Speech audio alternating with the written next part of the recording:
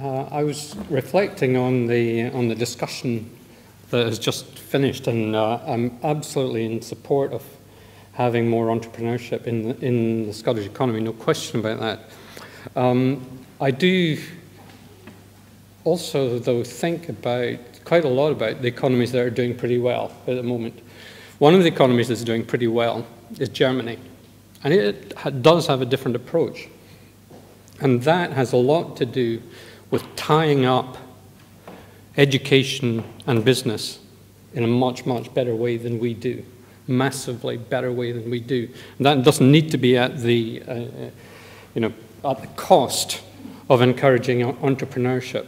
But if we went, strangely, my dad taught in a school in Sutherland, which was actually a fit of conscience after the clearances by the Duke of Sutherland, called the Sutherland Technical School.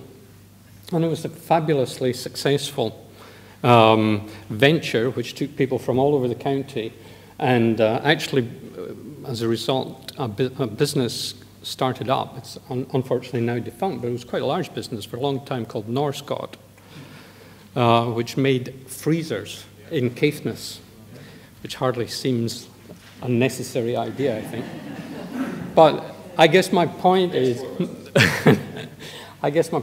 that we've got to look at that relationship between education and business a little bit more closely. I was struck by the point, which is absolutely correct, about how insular the public sector is, because I've been looking for the McCormick review at teachers' pay and conditions. And one of the things I've been looking at is how many teachers actually escape, or how many people get into the teaching profession. I'm talking about school teachers, and the answer is virtually none. And that isn't great, I don't think. So that's one of the things we might address. Okay, thanks so much, Douglas. What's the one thing? I think you start with abandoning any pretense that there's any one thing. It's got to be a lot more complex than that, and that goes for economic solutions. It goes for entrepreneurship. There's absolutely no doubt that that's got to be absolutely crucial. It goes for, somewhat controversially this, I think, political solutions as well. There is no silver bullet to what's going on. The other thing, just a challenge, if you want, the language. You know, I'm a communicator, and language interests me as well as the policy area here. And I have to say that being invited to speak at the Economic Development Association, I have to say economic development is not an expression I see coming across my screen very much now. And I don't know how far back the name goes, but I think it speaks of another era. I think economic development is something that you do in areas, you certainly used to do in areas of industrial decline, in need of regeneration, or you do it in Malawi, or you do it if you're stuck in the 1970s. And I think what you've been hearing a bit of is that things have moved on from there. So I just thought I'd start by offending everybody who's a member of this association and telling them that your name's wrong. See, one other thing I'll say, just to pick up on that about training places, very valid points being made by David. I was just looking at what John Swinney said to set out the economic strategy in a parliamentary debate a week or two ago. And this is true also of the SNP manifesto, and it's not just the SNP. They are still counting their approach to this whole question in terms of inputs. It's about training places, thousands upon thousands of training places. For a journalist, it's very hard to say whether 25,000 training places is a good thing or not. Not once did the word quality come up in any of that debate from any of the parties. I think we have to ask ourselves if 25,000 are worth having if they're not up to scratch. We don't know. The first thing I would do in terms of what action that government might take is to significantly transfer resources from the upper stages of education, including higher and further education, into preschool and even preschool education. Because I think if we're to address the kind of concerns that Laurie Russell was referring to, then there requires to be support at a far earlier stage in life for a significant number of young children born into this country. Short term, I would and this sounds a bit Daily Mailish, I would, having experience recently of dealing with procurement in government and other public agencies, I would establish a genuinely red tape busting organisation that asked whether every aspect of both procurement and allocation of resources merited the enormous investment in process that goes into it, as opposed to the value destruction that is inherent in burning enormous amounts of energy. And as a hobby horse, because I raised this with a government official this morning, my wife works or has an engagement with a public body. Yesterday she spent 2 hours completing expense forms on an Excel document that then required to be printed, 4 different pages, all to claim £28.45 and provide her own stamps and envelope in order to send that off to somebody in a Glasgow office who will now themselves transcribe those figures, probably making an error, and thus delaying her £28.95, all of which costs the thick end of £56 to do. Government won't be too concerned because it employs people to do some of that, and the other part of that cost is borne in our household, which I am concerned about. We'll see what you do, Allan, for you. Okay? Thank you much, guys. We'll get back to you in the general. That's a little bit of a warm-up then. Questions for this distinguished panel, please? Yes. Richard, first of all, I have so been there. I was glad to hear someone talk about the invoices racket. Our local MP just recently submitted a parliamentary question, and he asked of the reserved areas of public services, what was the proportion of public procurement work allocated to third sector intermediaries and SMEs? And he was advised that that would be too complicated and too expensive an answer to come up with.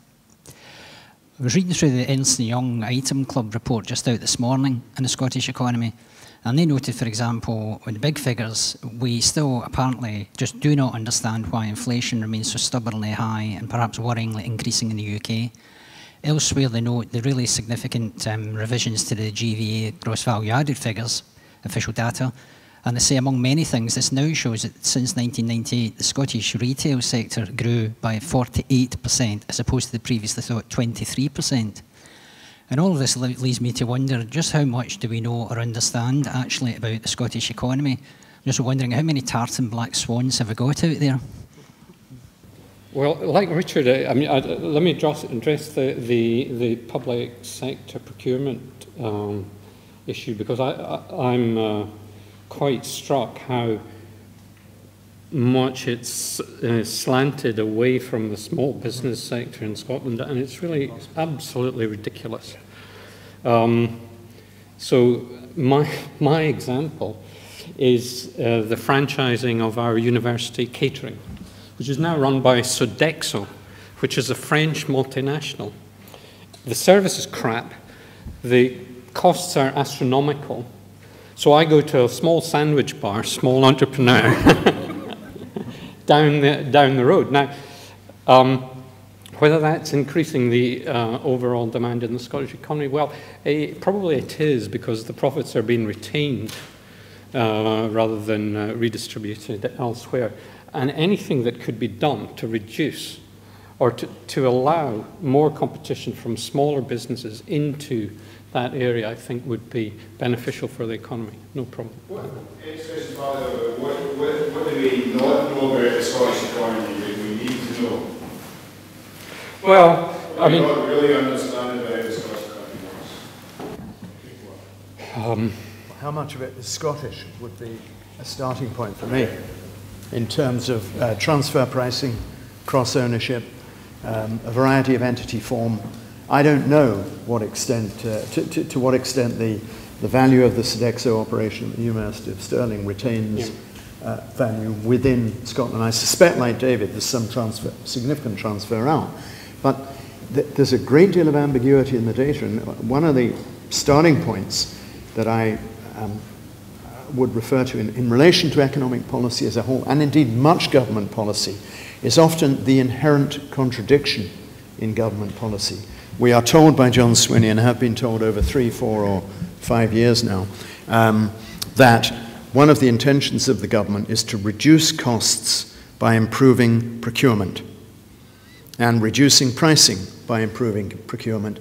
That, in a number of key domains, almost invariably means that that procurement will be located in the major metropolitan areas of the United Kingdom: London, West Midlands, Greater Manchester.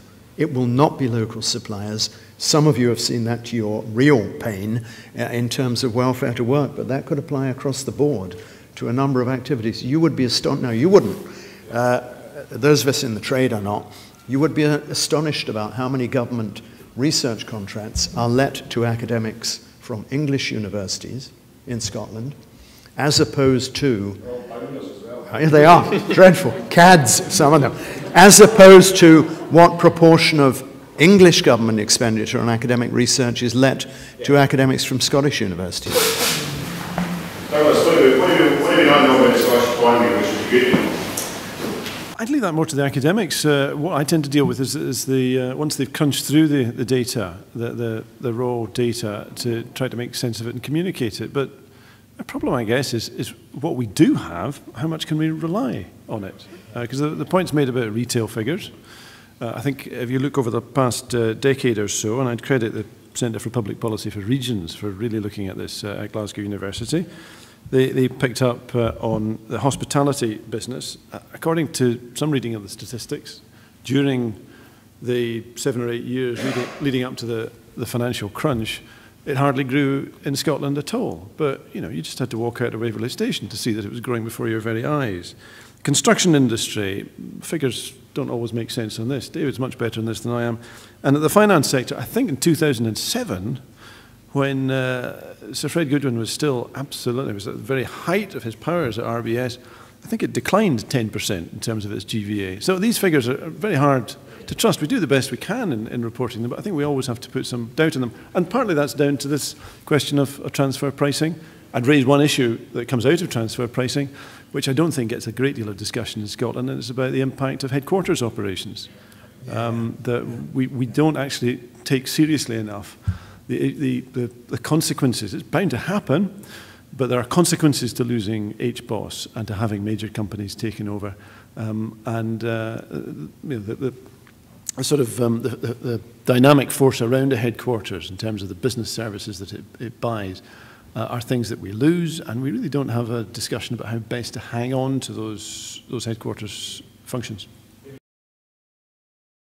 Just a couple of things. I mean, if we were in the position where we're making quick decisions based on these statistics, we'd be struggling because a lot of them are too late, apart from what they are. And the other area, I think, that it's related to Douglas's point about finance, but it's financial flows. We know very little about financial flows. It would be nice to be able to answer the question, could the Scottish economy have survived the collapse of RBS and Bank of Scotland? And we haven't got a clue, really.